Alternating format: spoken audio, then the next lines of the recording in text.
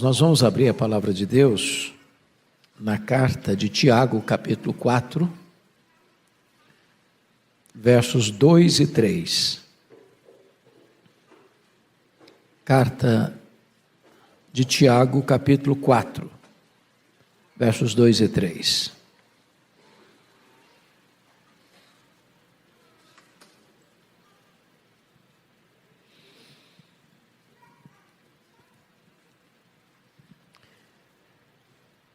Cobiçais e nada tendes, matais e invejais, e nada podeis obter.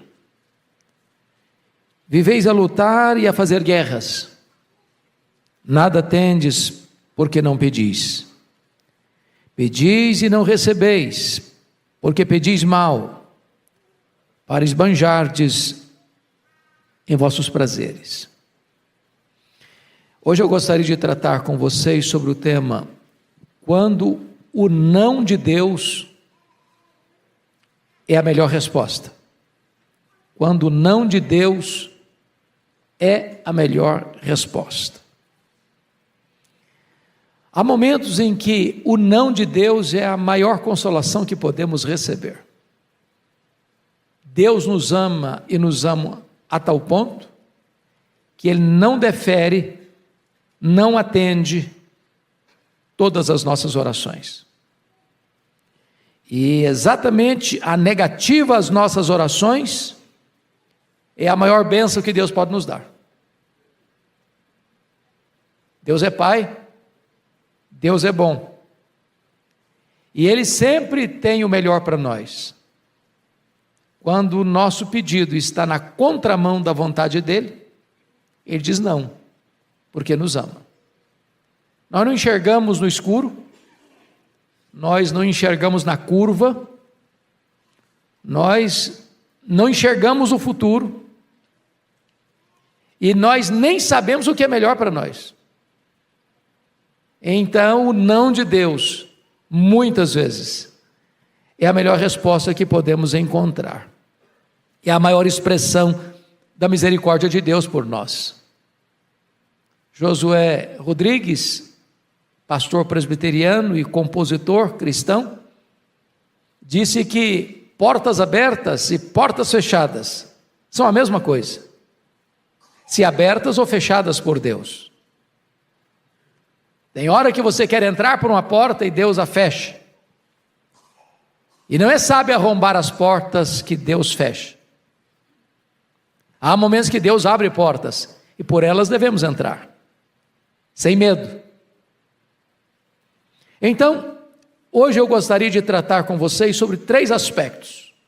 Primeiro, os que se queixam sem razão. Segundo, os que pedem sem saber o que pedem. Terceiro, os que se submetem à boa, agradável e perfeita vontade de Deus. Dentro desta temática, eu quero tratar desses 3 assuntos. Em primeiro lugar, os que se queixam sem razão. São muitos, e talvez todos nós que estamos aqui, que sendo nós hoje mais do que éramos ontem, tendo nós mais hoje do que tivemos ontem, sendo nós mais honrados hoje do que fomos ontem, e não obstante isso, ainda nos queixamos. E eu gostaria de ilustrar. Pense comigo em Adão. Em Adão. Antes de Deus formar Adão, ele era nada. Nada. Depois, ele foi formado por Deus e se transformou numa estátua de barro. Então Deus soprou nas suas narinas e ele se tornou alma vivente. Colocou-se em pé e se tornou-se um homem,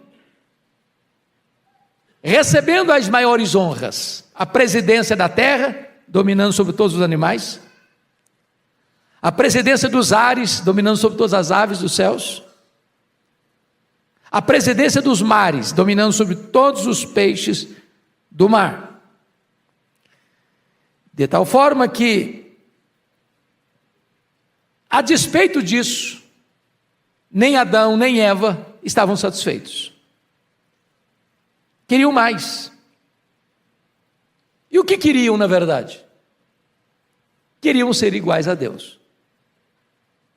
Então veja você, que tantas vezes a história do Adão é a nossa história. Anteontem, nada. Ontem, barro. Hoje, homem, tendo a presidência do ar, da terra e do mar. E ainda está insatisfeito. E ainda quer mais. E ainda quer ser igual a Deus. Portanto, ele estava descontente, sem qualquer motivo, sem qualquer razão. Mas me permita um segundo exemplo. Está escrito lá em 2 Samuel 7,8, acerca de Davi: tomei-te da malhada de trás das ovelhas, para que fosses príncipe sobre o meu povo, sobre Israel. Notem vocês que o texto não apenas afirma o lugar onde Deus pôs Davi, mas também o lugar de onde Deus tirou Davi. Deus o tirou de trás da malhada, Deus o colocou no trono. Se você olhar a sua história, de onde Deus tirou você? Onde Deus colocou você? Ontem, perdidos, escravos do pecado, escravos do mundo, escravos do diabo, mortos nos nossos delitos e pecados, rumando para a perdição eterna. Hoje, salvos pela graça, lavados no sangue do Cordeiro, habitados pelo Espírito Santo de Deus, habitaremos para sempre com Ele. Então não há motivo para você nem para mim estarmos hoje descontentes. Pense comigo ainda, os dois filhos de Zebedeu, Tiago e João.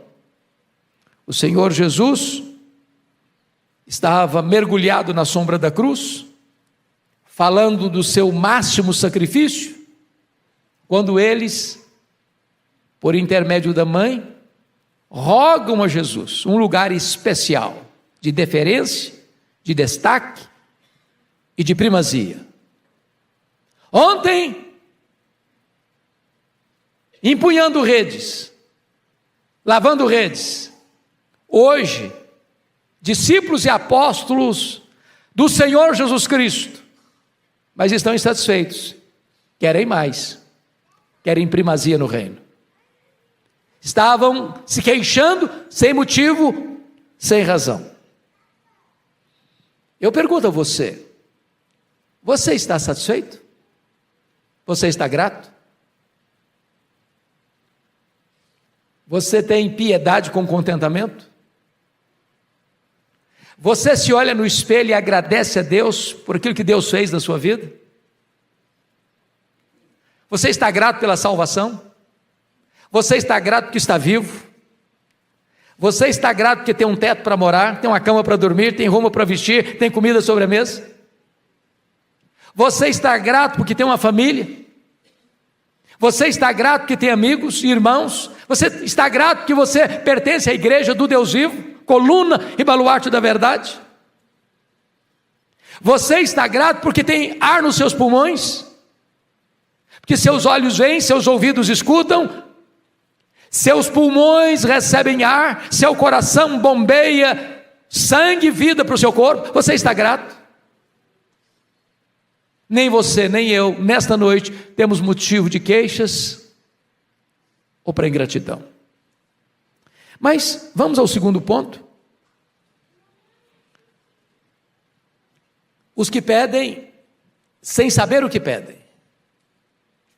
Pedis e não recebeis, porque pedis mal, Então, quando pedimos mal, Deus indefere.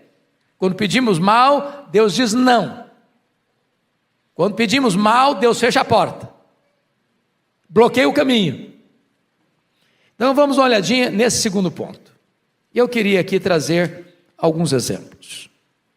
Primeiro exemplo, vamos pensar comigo em Raquel, esposa de Jacó. A Raquel, e não obstante ser a esposa amada de Jacó, ela não tinha filhos, ela era estéril. A Lia tinha filhos. As concubinas, Zilpa e Bila, tinham filhos. Raquel não os tinha. E diz a Bíblia que um dia a Raquel diz o seguinte para o seu marido, para Jacó. Lá em Gênesis 30, versículo 1. Dá-me filhos, senão eu morrerei. Preste atenção, não dá-me filho. Ela coloca no plural, dá-me filhos, senão eu morrerei. O que Jacó respondeu para ela? Os filhos só Deus os dá, e só Deus os pode dar. Os filhos são herança de Deus. Mas vejam você, que ela tinha o amor do marido, mas ela queria filhos, porque entendia que ela só podia viver se tivesse filhos. E o que acontece com ela? A sua oração foi atendida, seu pedido foi deferido, e ela teve José. Mas ela não se contentava em ter um filho, ela queria filhos, e já deu o diagnóstico: dá-me filhos, senão eu morrerei. E diz a Bíblia que então vem o segundo filho, atendeu o pedido, no plural, e na mesma medida que ela pediu filhos para viver, ao ter filhos, ela morreu no parto. Eu fico imaginando se Raquel soubesse que ao ter seu pedido atendido, achando que ao ter filhos ela teria razão para viver, porém ao ter filhos ela estaria selando a sua morte, se ela teria feito o pedido, se ela teria prazer em ter seu pedido deferido. Quantas vezes, meus irmãos, nós também não sabemos o que estamos pedindo, achando que o que vamos pedir vai nos dar vida, e o que estamos pedindo vai nos matar. Mas me permita um segundo exemplo. Vocês se lembram de Sansão? Sansão era um nazireu, consagrado desde o ventre. Sansão foi levantado por Deus para ser juiz, o único juiz de Israel que fez carreira solo. Sansão deveria libertar o povo de Israel das mãos perversas dos filisteus. Diz a Bíblia que um dia, ele caminhando por uma cidade, ele viu uma moça filisteia, e ao chegar em casa, ele disse para o seu pai: eu quero aquela moça para mim. Seu pai disse: não, filho, ela é filisteia, ela tem outros deuses, ela faz parte do povo que nos oprime, tem tantas moças em Israel. E ele respondeu: eu quero esta, porque só desta eu me agrado. E aí você vai encontrar que a derrocada de Sansão decorre do fato dele ter o seu pedido atendido. E esse gigante vai terminar a sua biografia acorrentado, cego, num templo pagão, sendo motivo de chacota, de zombaria, de escárnio. Eu fico a imaginar que se o Sansão soubesse o fim da linha, o final da história, a consequência de ter seu pedido atendido, se ele teria mantido a sua súplica, a sua oração, e ter o seu desejo atendido. Cuidado para você não insistir em alguns pedidos. Cuidado para você não querer arrombar a porta que Deus fecha. Porque muitas vezes o não de Deus é a sua máxima expressão de misericórdia à sua vida. Pense comigo no pródigo. Diz a Bíblia que o filho pródigo chega para o seu pai e pede antecipadamente a herança. E pensou que ao receber a herança antecipada, iria desfrutar de um tempo feliz, de uma vida aventurosa, de muitos prazeres e deleites. E diz a Bíblia que ele vai para um país distante e vive regaladamente, desperdiçando a sua fortuna com a vida dissoluta. E a história prossegue, e a Bíblia nos diz que esse homem, num tempo de crise, e a crise chega, o atingiu de cheio. E o único lugar que conseguiu encontrar foi um chiqueiro, para guardar porcos. Lá está aquele jovem, talvez magro, desfigurado, com roupas sujas, mal cheirosas, com a corneta dependurada no pescoço, colhendo os frutos do seu desejo.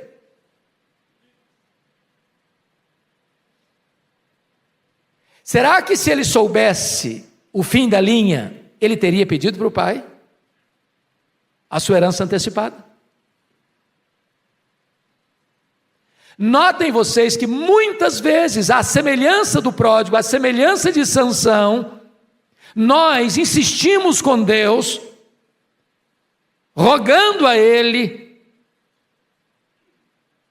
naquilo que nós não sabemos que estamos pedindo.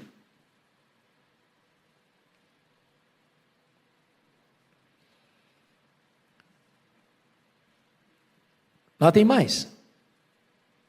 A Bíblia fala de Elias, depois de uma retumbante vitória no Monte Carmelo.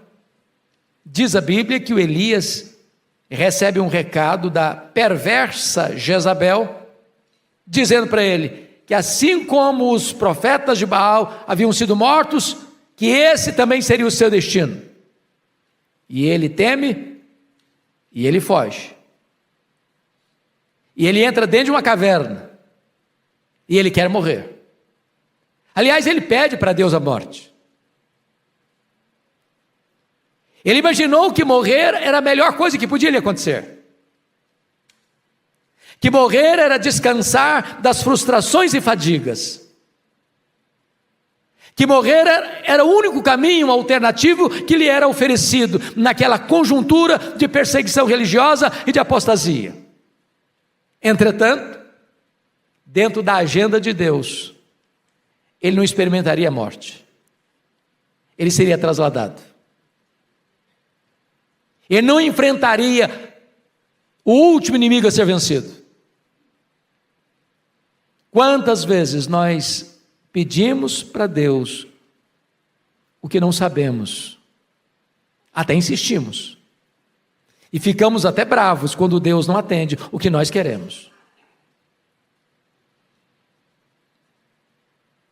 Eu pergunto a você, pediria Raquel filho se soubesse que o ter filhos lhe havia de custar a vida? Eu pergunto a você, pediria Sansão a Filisteia se soubesse que ela havia de ser a causa da sua afronta, da sua cegueira e da sua morte? Eu pergunto a você, pediria o pródigo a herança antecipada se soubesse que o final da jornada seria o chiqueiro mal cheiroso e a fome?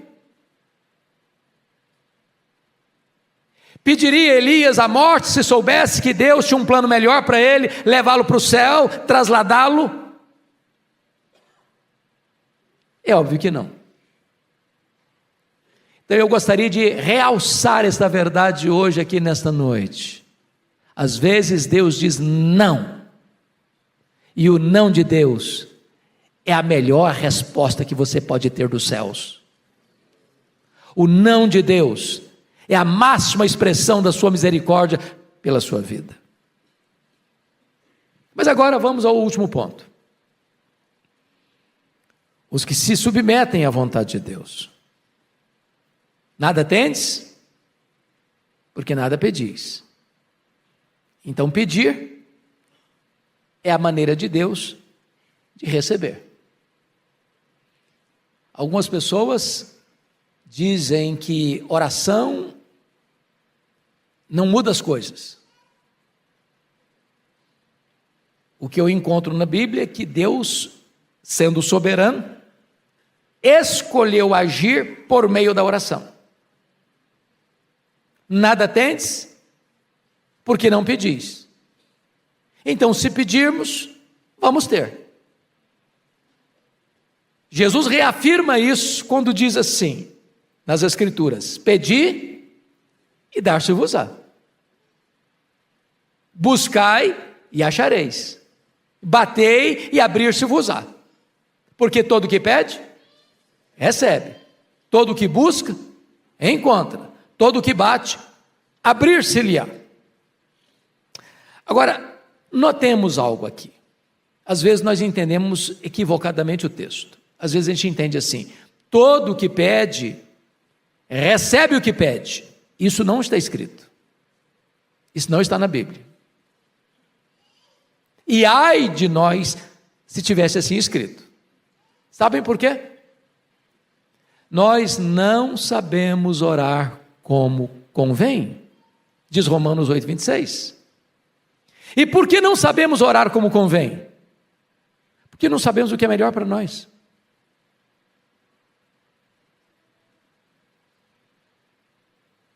O Senhor Jesus Cristo disse que nós, pais, mesmo gostando e amando os nossos filhos, ou mesmo sendo nós pais imperfeitos, se um filho pede para nós um pão, nós não damos para ele uma pedra. Se um filho pede para nós um peixe, nós não damos para ele uma cobra, uma serpente. Se um filho pede para nós um ovo, nós não damos para ele um escorpião. Somos maus.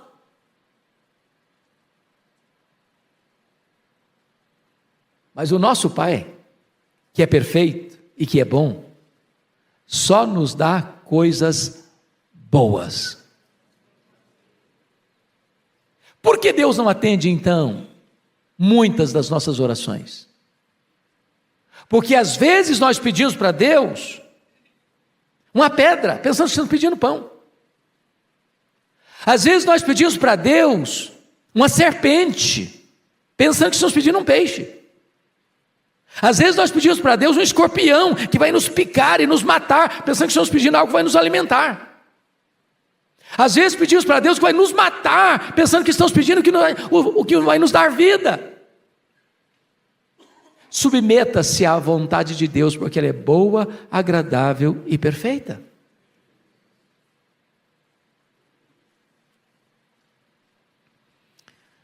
Vejam vocês,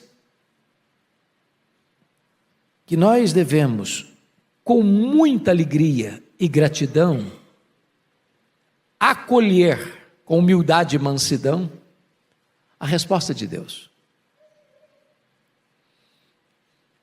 Como pastor, eu já tenho acompanhado, e os pastores que estão aqui presentes certamente também já acompanharam, quantas ovelhas, num drama pessoal de coração turbulento, de sentimentos quase que esbraseantes, apaixonados, insistem num namoro turbulento, conflituoso, achando que se aquele namoro terminar, a vida acaba.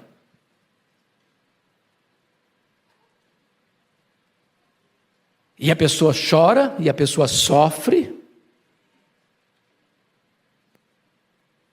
mas é melhor chorar uma semana ou um mês do que chorar a vida inteira. Deus que conhece lá na frente, Deus que conhece o futuro, Deus que tem o melhor, diz: não, não, não.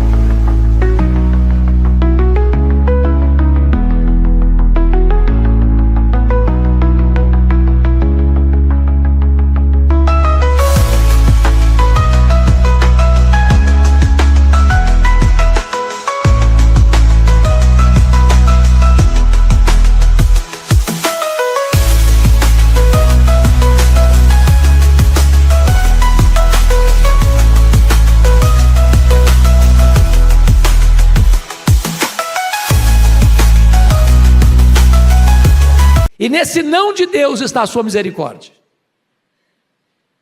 Nenhum pai, nenhuma mãe atenderia um filho pequeno, dando-lhe uma faca afiada para brincar. O filho pode espernear, pode chorar, pode reclamar, pode bater o pé, e você diz não, não. Sabe por que não? Porque eu amo você, eu cuido de você. Eu sei que se você pegar essa faca afiada, você vai se machucar. Há coisas que você insiste com Deus, e Deus diz, não, eu não vou lhe dar, porque eu sei que se eu lhe der isso, você vai se machucar, você vai se ferir. O não de Deus é a sua melhor resposta. Por outro lado, irmãos, eu gostaria de encerrar dizendo o seguinte: eu não quero trazer uma mensagem apenas no aspecto negativo. Essa palavra tem um aspecto positivo, de você orar. Nada tendes, porque nada pedis, então é hora de pedir. É hora de pedir. Eu gosto de uma expressão do reverendo Augusto Nicodemos, quando ele diz o seguinte: oração é para fraco. É para fraco. Por que eu oro? Porque eu sou fraco. Sou dependente. Eu não sei cuidar de mim mesmo. Eu não sei o que é melhor para mim mesmo. Eu não sei fazer as melhores escolhas. Então você deve orar. Orar pelas grandes coisas, orar pelas pequenas coisas. Orar para começar o seu dia. Orar pedindo sabedoria. Orar para Deus abrir os seus olhos para você ver as portas que Ele está abrindo, as portas que Ele está fechando, porque portas abertas e portas fechadas são a mesma coisa se abertas ou fechadas por Deus. Orar para que Deus oriente você, qual escolha você vai fazer nos seus negócios, nos seus afazeres, nos seus estudos, nos seus empreendimentos, nos seus relacionamentos. Orar para Deus revestir você de poder, para Deus santificar a sua vida, para Deus abrir o seu entendimento, para compreender as Escrituras. Orar para Deus levantar você como um instrumento nas suas mãos, para você, ao abrir da sua boca, haja virtude, haja poder do Espírito Santo para você pregar. Orar e orar. Se nós temos um Pai que é o dono do universo, se nós temos um Pai que é o soberano Senhor da história, se nós cremos que o nosso Deus ouve oração, que Ele atende oração, que Ele responde oração, que Ele intervém na história, então você e eu temos a arma mais poderosa do mundo nas mãos, a oração. Sabe por quê? Porque a oração une a fraqueza humana, a onipotência divina, a oração une o altar da terra com o trono do céu, e quando a igreja ora, Deus responde e manifesta o seu poder na história. Nós estamos num mês, talvez dos mais decisivos da história dos mais de 500 anos da nação brasileira. A igreja de Deus precisa orar. Se o meu povo, que se chama pelo meu nome, se humilhar e orar e me buscar e se converter de seus maus caminhos, então eu verei dos céus, perdoarei os seus pecados e sararei a sua terra. Quando a igreja ora, o braço onipotente de Deus é acionado. Os planos do inimigo são desfeitos. A obra maligna é frustrada e a obra de Deus avança no poder do seu Espírito. Eu conclamo você, meu irmão, minha irmã, a nós nos levantarmos como povo de Deus, para buscarmos a Deus em oração, porque Ele é o Senhor da história, Ele é o Senhor da igreja, Ele é o Senhor do universo, Ele é o dono da nossa vida, e Ele responde às orações.